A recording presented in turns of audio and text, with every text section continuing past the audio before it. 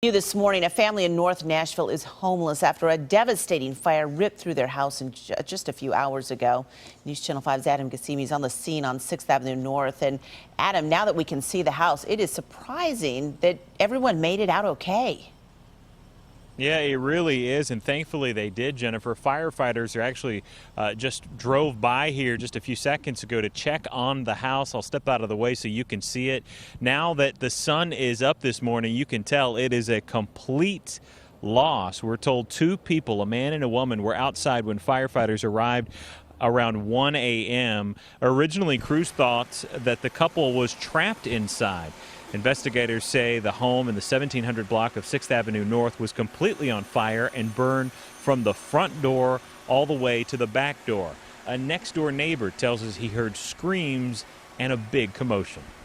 I heard some screaming outside, looked out the window, and there was barreling black smoke coming out of the house next door. Called the fire department, woke up my daughter, came outside, and there was flames coming out of both the windows. And this morning we were told both of those people, the man and woman, were not seriously hurt but still transported to Vanderbilt where they could be checked out by doctors there. The house does not have electricity, so that may have something to do with why it caught on fire just before 1 o'clock this morning. And Jennifer, that could be easier said than done as far as trying to figure out why it started, because I'm told by a fire chief that it is right now impossible to tell exactly what room inside the house that blaze started. We're live in North Nashville this morning. Adam Gassimi, News Channel 5 HD. All right, Adam, thank you. The accident, meanwhile, continues, or the investigation, meanwhile, continues into the accident that killed 4 people in Wilson County last night and shut down the interstate for several hours. Happened a little after 7 o'clock in the eastbound lanes of I-40 near Highway 109. At least 4 vehicles were involved. The THP has not released any further details about the wreck at this point. Traffic was diverted and the interstate closed until about 1:30 this morning. We do know the name of the woman killed in a crash yesterday afternoon in Madison. 68-year-old Phyllis Robertson died after the car she was in collided with an MTA bus at the intersection of Delaware Avenue and Old Hickory Boulevard. Investigators say the bus hit the car as it was turning onto OHB from Delaware. Both Robertson and 57-year-old Michael Kinslow were ejected from the car. Police say it is not clear which one of them was driving. Kinslow remains hospitalized in critical condition. Police say their investigation shows the bus had the green light and the car failed to yield. The bus did not have any passengers on board at the time, and the driver was not hurt in the crash. We're learning more about the accident that killed former Tennessee Titan Rob Barones. An autopsy shows Barones died of blunt force trauma the night of September 20th after he lost control of his SUV and ran off the road and into a ditch. We've also learned the 36-year-old had a blood alcohol level nearly 3 times the legal limit. At the time of his death, his blood alcohol level was .218, while the legal limit is .08. The autopsy also found a low level of Valium in his system, which the medical examiner says would have had a minimal effect on him.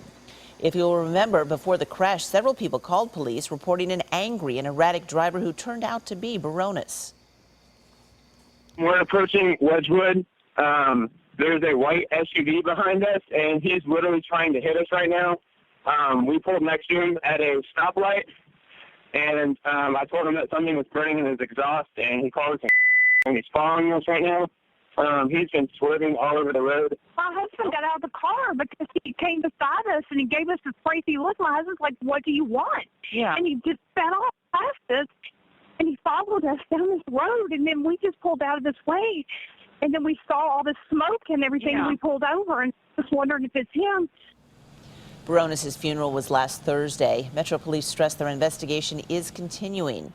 At last word, the Tennessee Titans were planning to honor Barones during tomorrow's game against the Cleveland Browns. Players were planning to wear stickers on their helmets, and there will be a moment of silence before the game. A man whose barn went up in flames has been arrested after firefighters made a discovery in the ashes. The Shelbyville barn that was owned by Arturo Ravello burned down Thursday on Longview Road. Once the fire was out, firefighters spotted potting soil 6 to 8 inches deep and stalks sticking out. They believe Ravello was growing marijuana. Authorities say they also found ballast for a lighting system and the remains of lights. Ravello's been charged with manufacturing pot. The 33-year-old is in the Bedford County Jail on a $300,000 bond. A German Shepherd shot in the neck and left to die in Franklin County last month now has a fighting chance, thanks to the sheriff's deputy who responded to the emergency call. And he had lay there all night, the night before, shot. So, you know, the way I figured it, he wanted to live. Deputy Troy Parsons rushed the dog to the vet's office and for the last few weeks has nursed him back to health at his house. The dog, who has a new name of Jerry Lee after the German Shepherd in the 80s movie K-9, still has a long way to go before he's out of the woods. The vet, who's been working on him, is doing it free of charge. So Jerry Lee's new family is trying to raise money to pay her back.